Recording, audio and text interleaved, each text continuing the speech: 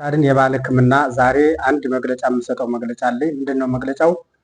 በሰው አካውንት እየገቡ ሴትም ይሁን ወንድም ይሁን የተወሳሰበ ህይወቴን ያስተካከሉልኝ አባት አሉኝ፣ በውስጥ መስመር ደውሉልኝ እያሉ የሚለቁ በሰው አካውንት ገብተው ህዝቡን እያስበሉ ስለሆነ ጥንቃቄ ያስፈልጋል።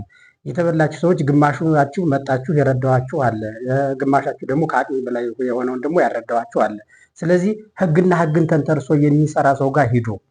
እኛ ህግና ህግን ተንተርሰን ነው የምንሰራ። የመንግስትን ግብር እየከፈልን በአግባቡ ነው። ሁሉም መድኃኒቶች አሉ። ለምሳሌ መድኃኒት አሁን የወፌና የጉበት መድኃኒት ይሄ ነው፣ ምንም አይነት ጥርጥር የሌለው መድኃኒት። የስኳርና የግፊት ይሄ ነው።